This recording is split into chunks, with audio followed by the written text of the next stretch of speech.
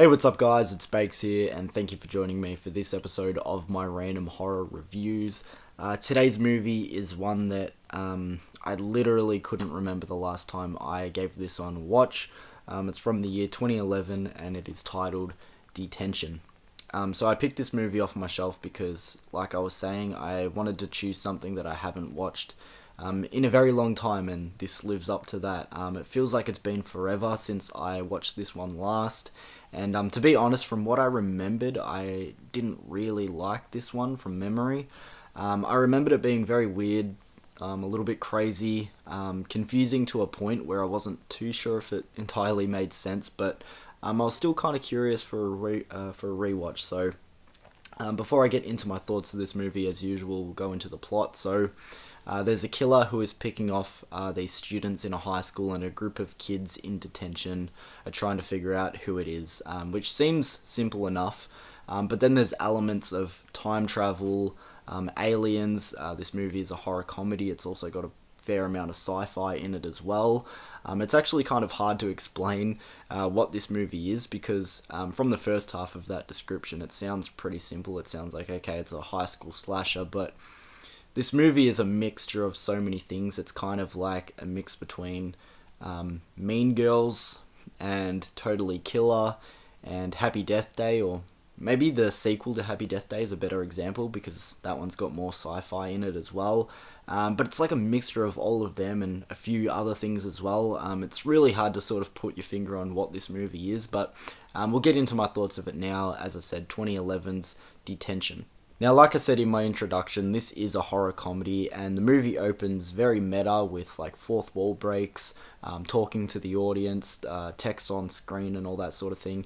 And I will say, just while on the comedy, this movie to me isn't really that funny, but it is just so random and so bizarre, where the absurdity of it all is at least something. Now, this movie opens and starts out like it's going to follow a fairly straightforward slasher narrative. Though, as I said, from watching it in the past so long ago, I did know that it gets a bit of a switch up, halfway through. But from what I was watching, I was thinking, okay, sure, I can keep with this. It was probably just because I was so much younger the last time I watched it. I was having trouble keeping up and whatever. And this time around, kind of yes and kind of no, because by the end of the film this time around, it did make sense and I wasn't as confused, and I was like, okay, this is where I was lost the first time watching it. So I think being older now, I understood the narrative and the story and all that a little bit better this time around. But this movie still is a lot. Like, it really does feel like an overload at some points, and it can get quite confusing through big portions of the movie, especially if maybe you're watching it for the first time. So I guess that's something that we'll move on to and get into in this review. So there is a bit to get into with the confusion in this movie. Like, firstly, it does introduce a lot, like right from the start. Like I was saying in the plot description, this movie starts out as a slasher, and it does come back into play towards the end of the movie, but this movie also has huge elements of like sci-fi and time travel, and then like aliens come into play, and they seem to like come in from nowhere.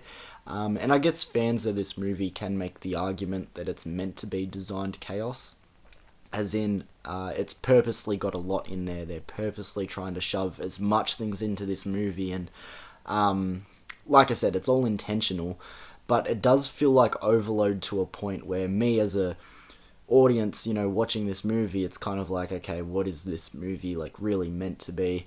And then mix that all in with this movie feeling like a 2011 version of like what we have nowadays, like brain rot memes, if anyone knows what that is. It's like this new wave of memes coming through, I guess, with the younger generation, where it's like just loud, chaotic things going on where it doesn't seem to make sense, but like people like it. It seems to be like a 2011 version of that. I'm not sure if that made any sense at all, but there's just so much stuff in this movie where it's like, it feels like pop culture references, dated buzzwords.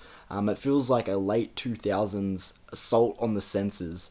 And it all flows by really fast as well. Maybe not flows, but comes at you really fast. Like, they throw things at you like this, and it, as I said, it feels like a 2011 assault on the senses. Like, it really does feel like overload in this movie. This movie also just sort of expects you to accept things and not question what's going on. As in, like, you have people swapping brains, and it doesn't really dive into that much. They just go, oh yeah, we swapped brains. And then they move on, and it's never really, like, questioned why and everything. Like, it does, but, like, it's like, as I said, just things come up and they expect you to just roll with it. Like, you got people with TVs as hands and like fly DNA, and there's so much more. But like, as I said, they just want you to go okay and just keep rolling with it. So if you want those questions answered, you might leave a little bit unsatisfied. I can't undermine how full on this movie is, and honestly, it's kind of a hard one to sell or describe. Like I said, my plot description, it was sort of hard to pinpoint what I wanted to mention about this movie. I'm actually really interested to maybe look into how this movie was marketed, because it would be a really hard one to market. I presume they probably would have sold it as like a teen slasher. I think that's probably the easiest way to go. But like I said, this movie's just got so much thrown in there and so much for you to digest as an audience. It's a hard one to explain.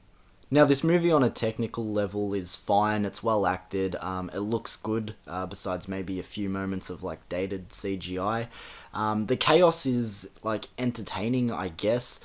But there's a lot, and like I said, at times it can be confusing. At least this time around, like I said, I feel like I understood what was going on, and by the end of the movie, even though it was a lot and felt like overload, it did make sense. So that's why you come back to movies when you're a little bit older, guys, and watch it from a new pair of eyes, I guess. But this movie just overall wasn't quite my thing. The quick, dated assault on the senses was just a bit too much. The humour for me didn't always land. And maybe the movies that I said in the introduction that this movie was like kind of a mixture of probably weren't the best examples, because I think all the movies that I said there are better than this one. But I could see this movie having like a niche fan base, some time down the future, where it's like a cult classic, if maybe it isn't already. I don't know if this movie has many fans, but by all means, like, this movie isn't bad. I think it's just not really one that is suited to me. So to give a score to Detention from 2011, I'm just going to give it like a 4 out of 10. Like, I think revisiting it for this review, I did enjoy it more than what I kind of expected. I was like, yeah, I'll give it a rewatch, but I'm not sure how well it's going to land. Like, I really expected to, like, sort of be miserable at about the halfway mark.